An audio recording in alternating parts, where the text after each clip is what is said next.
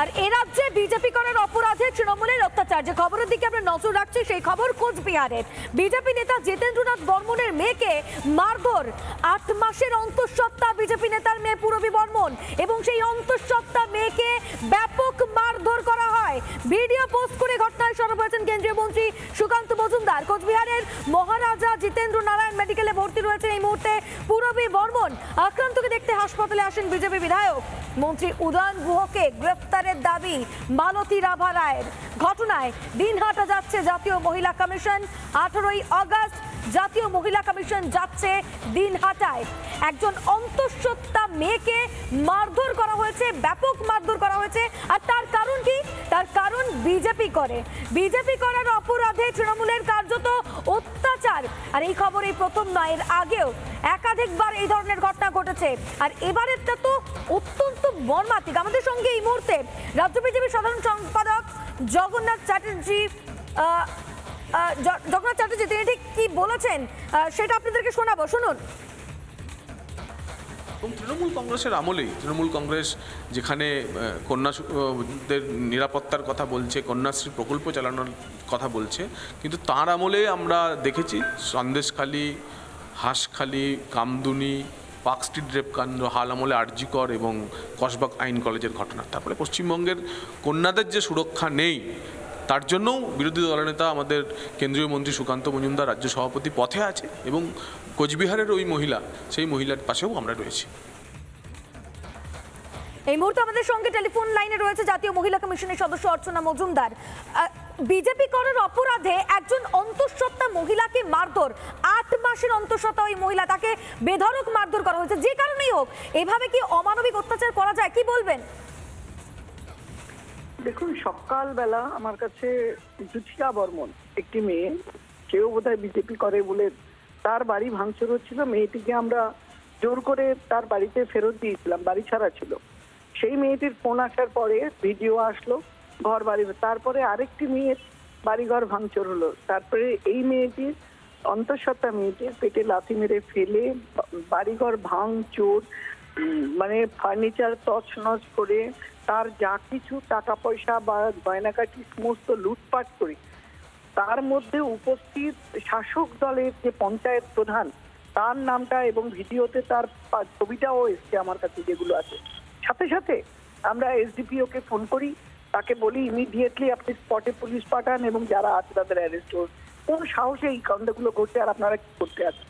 কি সে ম্যাডাম এক্ষুনি পাঠাচ্ছি। আসলে ওরা ওখানে গিয়েও চুপচাপ দাঁড়িয়ে থাকে, ওদের সামনে এই ঘটনাগুলো ঘটে, ওরা পরবর্তীকালে এখনো অবধি এরকম কাউকে ওরা অ্যারেস্ট করে উঠতে পারেনি। তো এই হলো পশ্চিমবঙ্গের প্রশাসন এবং পুলিশের অবস্থা। বলতে পারেন মেয়েটির কি দোষ? এই রাজ্যে নাকি মেয়েদের অনেক যত্ন করা হয়, নাকি বাঙালিদের অনেক সম্মান দেওয়া হয়। তো এই মেয়েগুলো কি বাংলার মেয়ে নয়? এই যে যাকে এইভাবে লাথি মেরে তার মিসক্যারেজ করে দেওয়া হলো, তাই মেয়েগুলোর বাড়িঘর ভেঙে দেওয়া হলো, লুটপাট সর্বশান্তি করে তার গাড়ি পর্যন্ত ভাঙা হয়েছে। আমার কাছে যে ভিডিওগুলো আছে, আমি এখনো জানি না আপনারা পেয়েছেন কিনা, আপনি দেখলে আপনি আটকে উঠবেন। যে মানুষ, আমি পাশাপাশি থাকি, আপনি আমার প্রতিবেশী, একসাথে বড় হয়ে ওটা, আপনি একটা রাজনৈতিক দল করেন, আমি আরেকটা দল করি, তার মানে এই যে আপনি 2-4 জন ভিন্ন ধর্মী মানুষ এনে গুন্ডামি করে দিনের আলোতে এরকম পুলিশের সামনে ভাঙচুর করবেন, লন্ডভন্ড করবেন, এটা কি প্রশাসন চলছে? কি অরাজকতা! একদমই। বেশ, এই খবরের দিকে আমাদের নজর রয়েছে। অনেক ধন্যবাদ আপনাকে আমাদের সঙ্গে থাকার জন্য। অর্চনা মজুমদার আমাদের সঙ্গে ছিলেন। এই মুহূর্তে আমাদের সঙ্গে টেলিফোন লাইনে রয়েছেন সুকান্ত মজুমদার, বিজেপির কেন্দ্রীয় শিক্ষা প্রতিমন্ত্রী সুকান্ত মজুমদার এবং বিজেপির সাংসদ আমাদের সঙ্গে রয়েছেন। সুকান্ত বাবু, যে খবর আমরা শুনতে পাচ্ছি এবং আপনিও পোস্ট করেছেন সোশ্যাল মিডিয়ায়, বিজেপি করার অপরাধে এক অন্তঃসত্ত্বা মহিলাকে পেটে লাথি মারধর, কোনোভাবে কি মেনে নেওয়া যায়? কি বলবেন?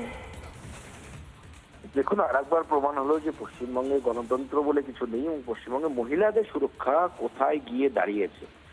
একজন অন্তঃসত্ত্বা মহিলাকে যদি পেটে লাথি মারা হয় এবং তার অপরাধ কি তিনি বিজেপি করেছে, সেই অপরাধে অতএব মহিলারা কি আদৌ সুরক্ষিত পশ্চিমবঙ্গে?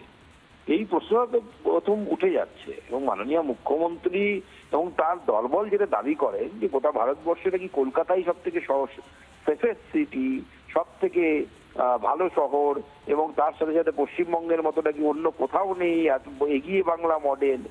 এটা এগিয়ে বাংলা? যে বাংলায় আমরা মা দুর্গাকে পূজা করি, সেই বাংলায় আমার এক মা সে অন্তঃসত্ত্বা অবস্থায় পেটে লাথি খাচ্ছে, মাননীয় মুখ্যমন্ত্রী তাকিয়ে তাকিয়ে দেখছেন, আর উনি নির্বাচনে জেতার ফন্দি আটছেন।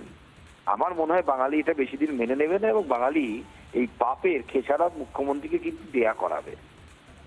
আপনারা কি আপনাদের তরফ থেকে কোনো পদক্ষেপ বা ব্যবস্থা নেবেন বা কোনো প্রতিবাদ আন্দোলন? অবশ্যই আমাদের আন্দোলন, গণতান্ত্রিক আন্দোলন চলবে। আমরা প্রয়োজনে তাকে লিগালি যেভাবে আমাদের এটা হ্যান্ডেল করা দরকার, আমরা আইনগতভাবেও সেইভাবে আমরা আদালতে শরণাপন্ন হব। আমরা ছেড়ে কথা বলবো না। যে পা দিয়ে লাথি মেরেছে সেই পাকে কি করতে হয় আমাদের জানা আছে, সেই ব্যবস্থা হবে। তৃণমূলের এই পা, যে পা পাপ করেছে, সেই পাকে পাপের শাস্তি ভোগ করতে হবে। বেশ, অনেক ধন্যবাদ। আমাদের সঙ্গে ছিলেন কেন্দ্রীয় শিক্ষামন্ত্রী সুকান্ত মজুমদার। এবং অবশ্যই বিজেপির তরফ থেকে পদক্ষেপ নেওয়া হবে স্পষ্টভাবেই জানালেন তিনি। বিজেপি করার অপরাধে তৃণমূলের অত্যাচার এবং দিনহাটার বিজেপির নেতা তার মেয়েকে, অন্তঃসত্ত্বা মেয়েকে বেধড়ক মারধর তৃণমূলের যারা কর্মী সদস্যরা রয়েছে তাদের তরফে। এবং এই অন্তঃসত্ত্বা মহিলা বা আক্রান্ত তার মা কি বলছে শোনাই আপনাদের। সেই হুমকি দিবার লাগছে, আমি যে এইখানে যে ইয়ে করছি, ওরা বাড়িতে আবার অত্যাচার লাগাচ্ছে। কতটা আতঙ্কে আছেন? ও একে প্রচণ্ড, আর আমার বাড়িতে খুব কান্নাকাটি চলছে, প্রচণ্ড আতঙ্কে আছি। কী যে হবে আমি জানি। এটাই তো, আমাকে কোনো গাড়ি এলাই নিতেছে না। আমি যে বাচ্চা মেয়েটাকে নিয়ে আসবো, 1 ঘন্টা আধা ঘন্টা ছিলাম, অ্যাম্বুলেন্স নাই। কতবার ফোন করি থানায়, এটা ফোন করার পরে তবসনে পুলিশ, তবসনে জিজ্ঞেস ফোন করছে, তবসনে পুলিশের গাড়ি যায়, তবসনে অ্যাম্বুলেন্সে তুলে দিচ্ছে। আজকে পূরবী অন্তঃসত্ত্বা তার উপর যে নক্কারজনক এবং বিভৎসভাবে যে তাকে মারা হলো, এর আমরা প্রতিবাদ যেমন জানাইছি, সুবিচার চাইছি। মমতা ব্যানার্জি মহিলা মুখ্যমন্ত্রী, তার মন্ত্রী উদয়ন গুহ, তাকে অবিলম্বে যেন গ্রেপ্তার করা হয়। আর মাননীয়া মহিলারা যে নির্যাতিত হচ্ছে পশ্চিমবঙ্গে, উনি অবিলম্বে পদত্যাগ করুন। নানা ধরনের কন্টেন্ট দেখার জন্য লাইক করুন, শেয়ার করুন আমাদের ফেসবুক পেজ, সাবস্ক্রাইব করুন আমাদের ইউটিউব চ্যানেল। পাশাপাশি অন্যান্য ব্রেকিং নিউজের জন্য অবশ্যই চোখ রাখুন রিপাবলিক বাংলায়।